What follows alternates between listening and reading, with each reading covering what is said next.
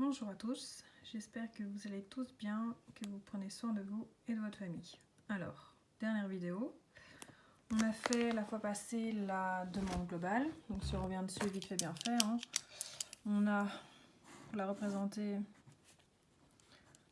niveau des prix, les quantités, la demande globale, elle est décroissante. Qu'est-ce que représente la demande globale? Tout simplement, c'est le PIB. PIB qui est la somme des consommations, des investissements, des dépenses gouvernementales et du solde exportation nette. Pourquoi est-ce que cette courbe est négative? Petit résumé, vous avez les trois effets. Avec le plus important, celui de Keynes, qui parle de notre charmante, tu te souviens ou pas? Si, hein. La préférence pour les liquidités. Du coup, préférence de liquidité va pouvoir être en lien avec notre demande globale. Vous avez ici taux d'intérêt et la quantité monétaire. L'offre, c'est la banque centrale qui a décidé, donc elle est toujours fixe, quel que soit le taux d'intérêt. La demande diminue, est décroissante, on comprend. Et le marché donc de la monnaie est lié à notre demande globale. Aujourd'hui, nous allons voir l'offre. Et puis on va terminer donc avec la demande et l'offre de bons, des petits exercices au cas par cas.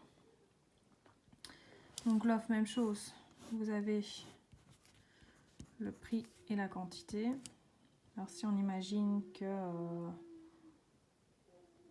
on vous propose pour votre marchandise que vous produisez, je vais mettre peut-être la caméra à droite, ça sera peut-être mieux pour vous. Donc imaginons que vous vendez, je sais pas moi, des masques, tiens, c'est vraiment dans le thème. On vous propose de vendre vos masques à 1 € pièce. Vous n'aurez pas envie d'en vendre beaucoup. Par contre, si on vous en propose de les vendre à 500 € comme certains le font, vous avez envie d'en vendre énormément. Ce qui fait que votre offre, elle est croissante. Non, il n'y a pas que ça. L'offre va aussi dépendre de plusieurs points. Elle va donc être fonction de quoi? Alors de tout ce qui s'appelle le capital. Si on résume le capital, vous avez le travail, tout simplement, labor en anglais. Vous avez le capital financier. Plus on a d'argent, plus on sait investir logiquement. Donc en plus on sait produire. Et les matières premières. Les cas des masques, si on n'a plus de tissu, ça ne va pas. Si on découvre un magasin qui vend encore du tissu, et ben notre production va augmenter. Il va également dépendre des technologies. Alors, quand on pense à la technologie, on pense aux ordinateurs, etc., mais il y a aussi les fonctions de production. Si on prend l'exemple tout simplement des voitures, avant on produisait des voitures, une voiture à la fois. Et puis notre cher et tendre monsieur Ford a inventé le Fordisme, qui est quoi?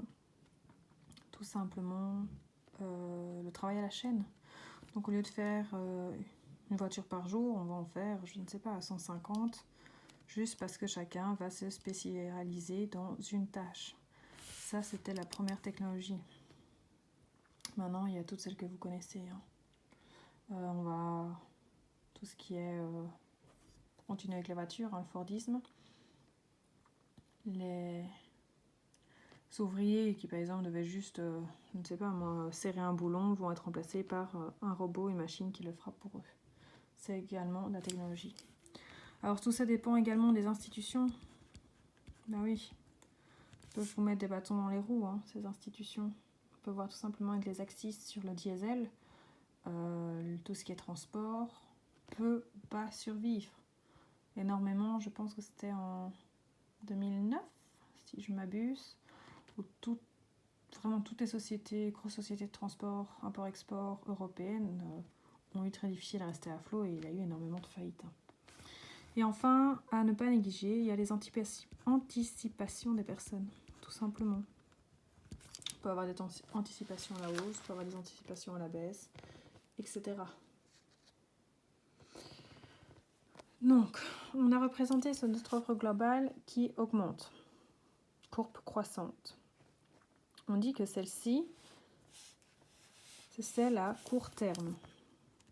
Qu'à long terme, en fait, elle ressemblerait à ceci. LT, long terme.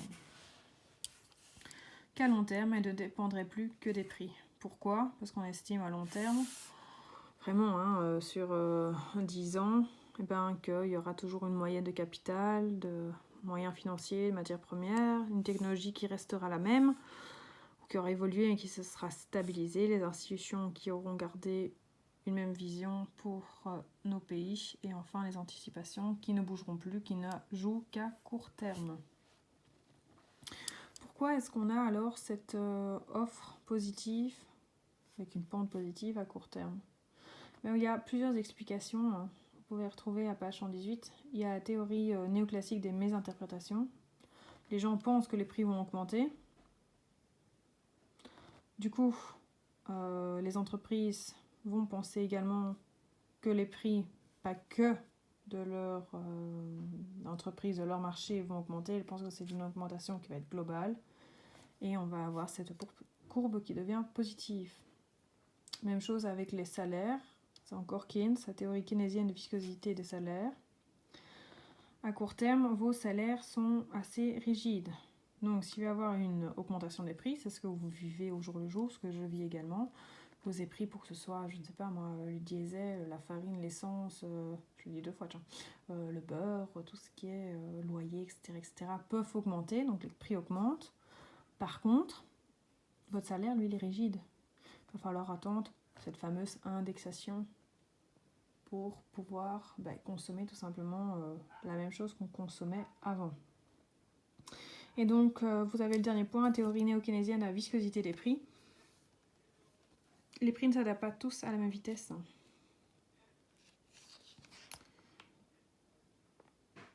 Donc, on y est. Si on a un exemple, on a une augmentation... Allez, on a une toute petite boulangerie, on est d'accord, on le fait vraiment microéconomique, mais pour vous montrer. Microéconomique, vous avez une toute petite boulangerie, d'accord, toute petite offre. Vous allez embaucher 3 ou 4 personnes supplémentaires. Et bien votre offre, elle va augmenter. Hop, elle se déplace vers la droite, toujours PQ.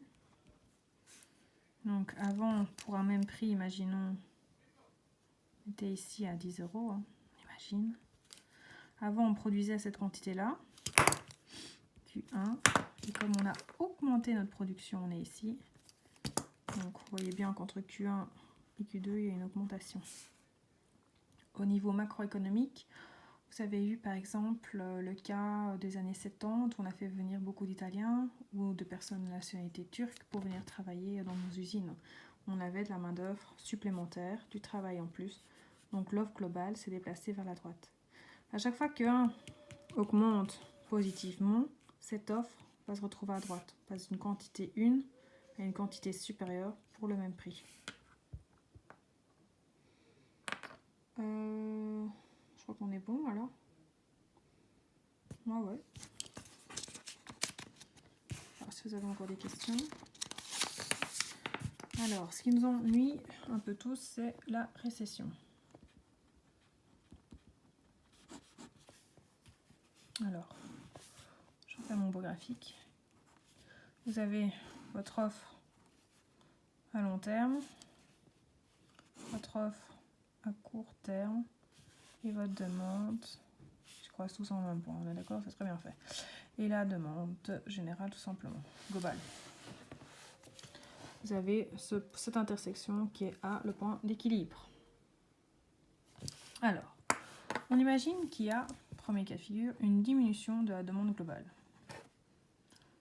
Donc, pour le même prix, les quantités vont diminuer, ce qui fait qu'on va avoir une translation vers la gauche.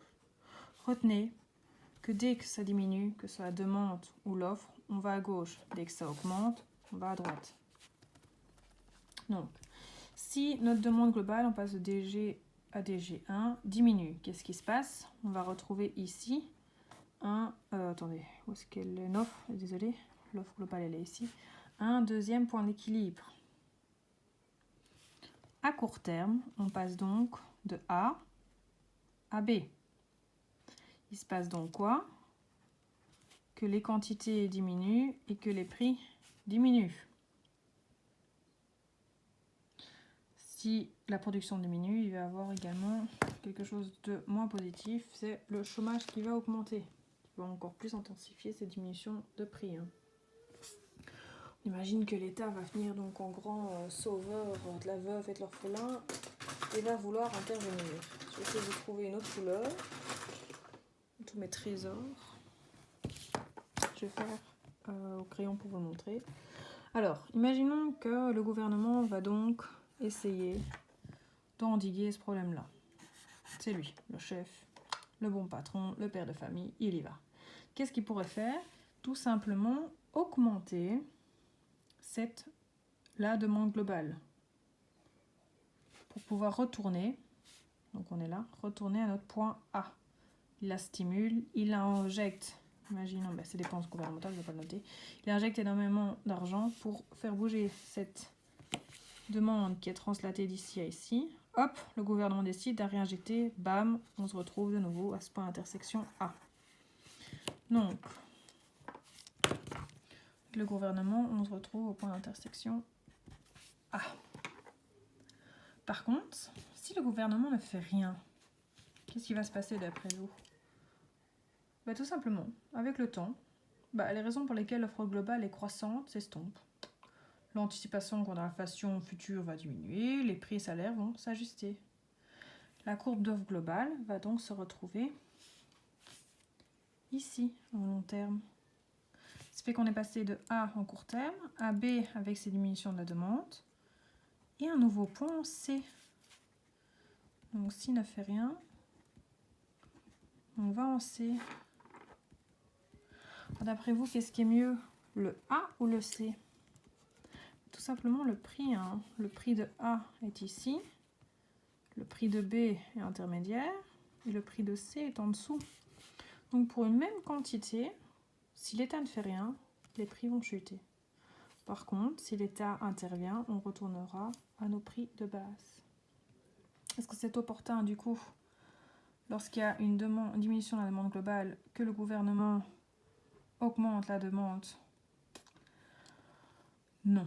Si on laisse faire le marché, généralement, et on peut le montrer ici par graphique, qu'on va se retrouver dans une situation meilleure, même quantité, mais avec des prix inférieurs. Donc la récession, soit c'est une diminution de la demande globale, soit, je vais faire un petit peu mieux là,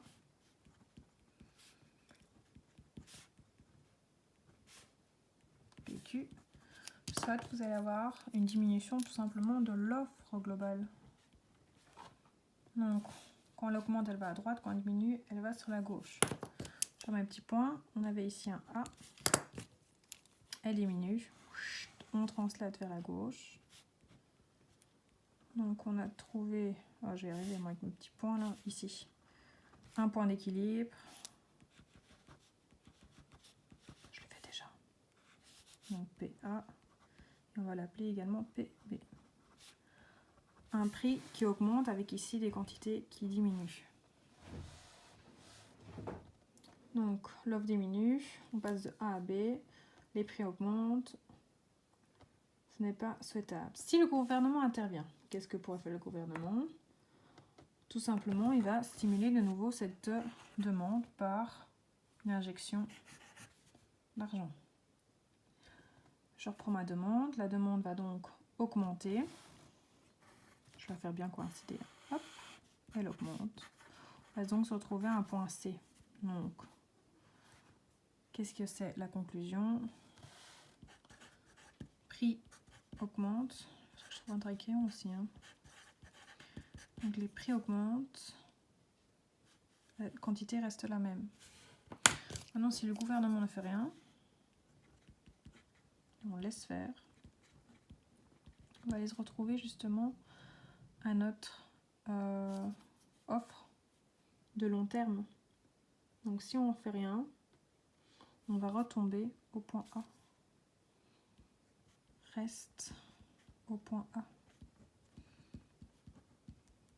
De nouveau, donc en cas de récession, soit c'est la demande qui diminue, soit c'est l'offre qui diminue. Est-ce que l'État a intérêt à injecter, relancer la machine économique pour augmenter la demande? On voit bien que non, à chaque fois elle fait moins bien. On va toujours se retrouver un petit peu, pas désemparé, mais moins bien logis que si on laissait faire. Est-ce que ça va là? J'espère pour vous. Parce qu'on va faire les offres et les demandes d'obligation. C'est toujours le même système. Hein. Oh non, obligation en anglais c'est bond, on s'en souvient. Donc, vous êtes récompensé avec quoi? Soit le prix, soit vous avez les quantités. Maintenant, comme c'est un peu spécial, vous pouvez également avoir, mais alors à l'inverse, au lieu d'avoir une flèche vers le dessus, une flèche dans l'autre sens, c'est le taux d'intérêt.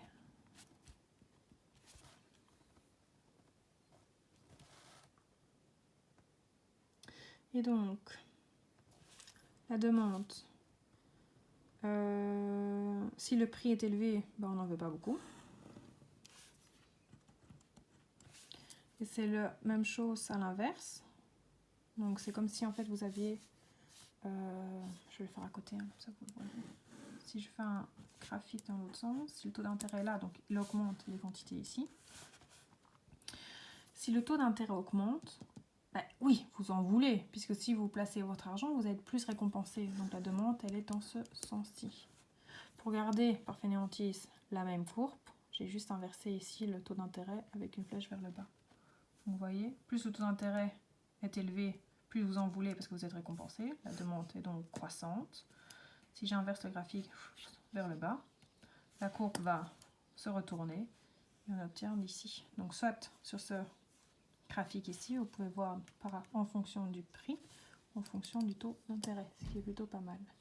Donc, demande globale, et vous avez, même système ici, hein, l'offre globale. Pas appeler un chat un chat. Alors, la demande globale pour les bonds, bon, on va mettre DB, c'est pas une demande globale d'ailleurs, DB pour les bons. Petite erreur du direct. Hein. Donc, qu'est-ce qui fait que vous voulez acheter des bons? Tout simplement, vous allez gagner plus. Donc, un effet richesse positif. Si vous avez plus d'argent, la demande va augmenter, on va sur la droite. Même chose, si vous avez... Il est plus facile de transformer en liquidité les obligations que les actions. C'est vraiment prouvé. Vous allez en vouloir également plus. Donc on va se retrouver de nouveau avec une augmentation. Vous avez les cas qui sont repris ici. Hein. Donc c'est tiré du bouquin de Miskin. Taux d'intérêt anticipé, maintenant, si ils augmentent, ben, la demande, elle va diminuer. Donc on se trouve à droite. Même chose pour l'inflation anticipée, hop, à droite. Et le risque relatif des obligations par rapport aux autres actifs. Bah oui, c'est plus risqué, on en veut moins. Vers la droite, je suis désolée. Vers la gauche, gauche, gauche. Tout ceci est vraiment bien repris. Même chose donc pour l'offre. Alors l'offre, elle va bouger quand? Elle augmente dans ces 3 cas de figure ici. Rentabilité d'investissement. S'il augmente, on va en offrir plus. Inflation anticipée, même chose. Et si on a un déficit budgétaire, si l'État a un déficit à rentrer dans son budget, elle va donc mettre plus de bons des obligations d'État sur le marché, ce qui fait qu'elles vont augmenter. Vu. Ce qui est bien en fait avec ces deux tableaux, c'est que je peux vous donner par exemple un exemple, et je pense que c'est celui de l'examen que je vous ai mis sur Moodle. Si par exemple on voit une augmentation de la richesse, donc je vous fais ici, hein, Zopt Q I P. Donc augmentation de la richesse, on voit bien ici que la demande augmente.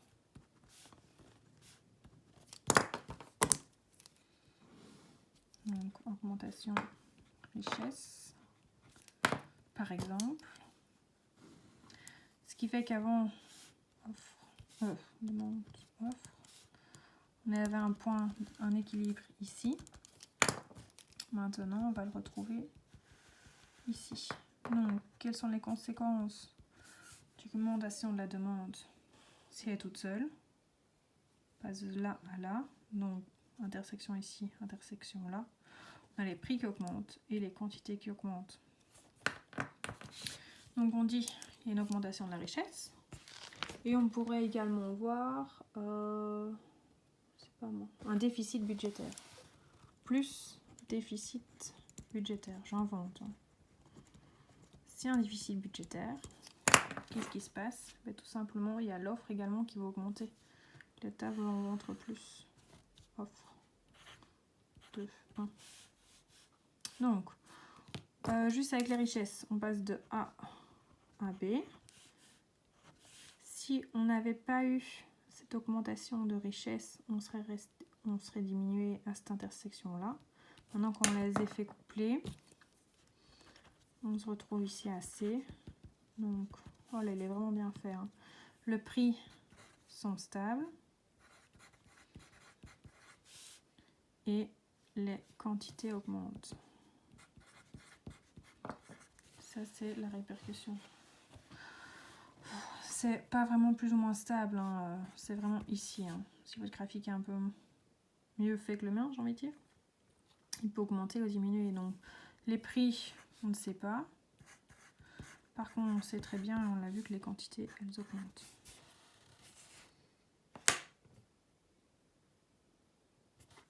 Petite notion intéressante, c'est le PPA. C'est tiré de la Banque mondiale. Je crois que c'était bien fait. On prenez exemple, lors d'une visite dans un pays étranger, les prix et les biens et services vous sembleront plus ou moins chers. Si vous imaginez que vous allez en Espagne, vous trouvez que tout est moins cher. Avec 10 €, vous pourrez acquérir une plus grande quantité de biens dans un pays pauvre que dans un pays riche. On est d'accord, le panier est un peu plus gros. Alors, on va mesurer cet effet en recueillant les données sur les prix des biens et services dans le monde entier. Pour pouvoir faire quoi?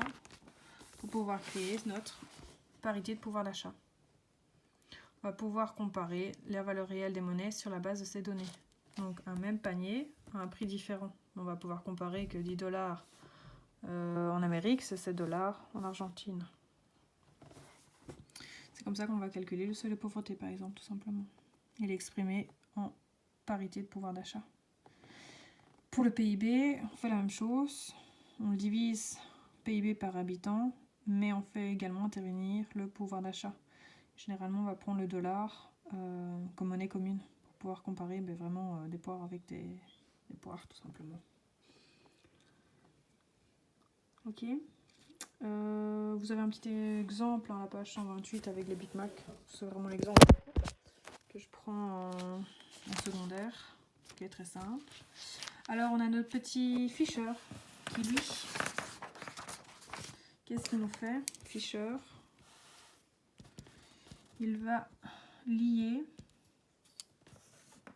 l'inflation et le taux d'intérêt. Pour lui, l'un ne va pas sans l'autre. Si l'inflation augmente, le taux d'intérêt va augmenter et on va se retrouver de nouveau dans notre équilibre. Même si on va bouger, on va redescendre et on retournera à notre équilibre. On avance bien. J'espère que je suis assez claire. C'est assez compliqué en plus de parler toute seule. Mon bureau. Si vous entendez un petit bébé qui rouspétouille, c'est le mien. Si on prend les faits, ça je vous lis vraiment tout. Vous les avez en direct. Hein. Les faits, en page 132, d'une expansion conjoncturelle. Dessous. On est dans les obligations, ce qui nous intéresse vraiment en banque et finance. Hein. Quantité, prix et le taux d'intérêt à l'inverse.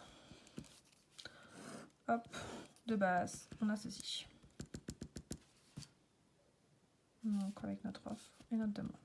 Une quantité équilibre, on met une petite étoile et un prix d'équilibre, avec bien sûr un taux d'intérêt d'équilibre. On y est. Alors, si on a une expansion conjonctuelle, on va voir que la demande qui va se déplacer vers la droite. On augmente la demande. Choup, choup. Donc on va se retrouver avec un équilibre nouveau, avec une quantité qui augmente et un prix qui augmente. Là c'est sûr et certain, on le voit. Mais en même temps, comme c'est une expansion conjoncturelle, vous allez avoir la demande, la offre qui va également augmenter.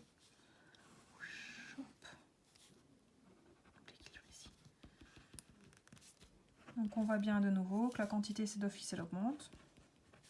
Et en prix, on ne sait pas le déterminer. Hein. Donc vraiment on peut diminuer ou augmenter, on ne sait pas. Taux d'intérêt, même chose, il est ici. Il peut augmenter ou diminuer. Il faut voir en fait si le taux, l'effet sur l'offre ou l'effet de la demande va être plus forte. Et en fonction de cette translation de droite, de segment plutôt, vous pouvez avoir ce prix qui peut être un peu plus par ici, un petit peu plus par là. Dépend quel effet prend le dessus. Hein. Par contre, vous avez toujours quoi? Cette quantité qui a bien augmenté. Hein. Alors, les études au cas par cas ont montré quand même que le taux d'intérêt ont tendance à augmenter en période d'expansion et de diminuer en période de récession.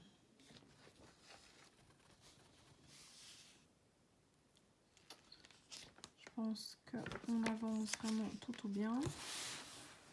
Il nous reste à faire quoi? L'équilibre du marché de la monnaie. Alors,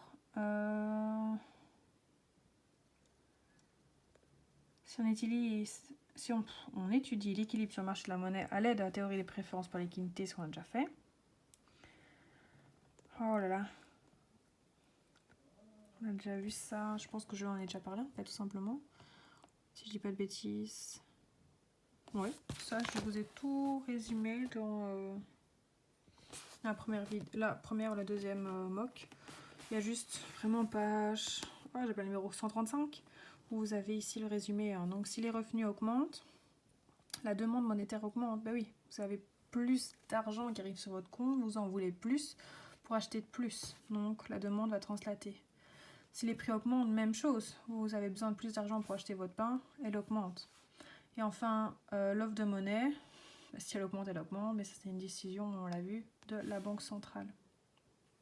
Alors si on étudie ça, encore une fois, effet d'une expansion conjoncturelle ou d'une hausse de prix. Donc vous avez en vert le prix d'équilibre. On a une hausse des prix, donc les gens ont besoin de plus d'argent. La demande va augmenter, ce qui fait que pour la même quantité de monnaie, et qu'elle est tout simplement figée par la Banque centrale, on en a besoin de plus, mais on ne peut pas en avoir plus, les taux d'intérêt vont augmenter. Si les taux d'intérêt augmentent, les gens ont plus intérêt, on va le redire une fois, hein, ils ont un incentive, je ne sais plus comment dire en anglais, un avantage plus grand à mettre de l'argent en banque, à le faire fructifier.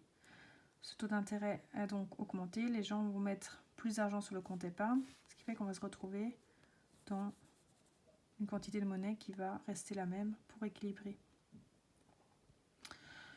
Si on a l'effet de l'offre de monnaie, la BCE décide de l'augmenter, on a les taux d'intérêt qui diminuent. Dans quel cas on utilise ça? Tout simplement avec la crise de 2008. On voulait que les personnes aient accès plus facilement aux investissements. Et donc, avec un taux d'intérêt inférieur, on a tendance à justement faire des crédits pour pouvoir investir et relancer donc la machine économique.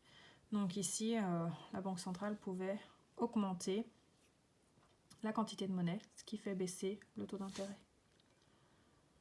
Je pense qu'on a vraiment tout balayé, tout le cours, oui. Et qu'on est très bien.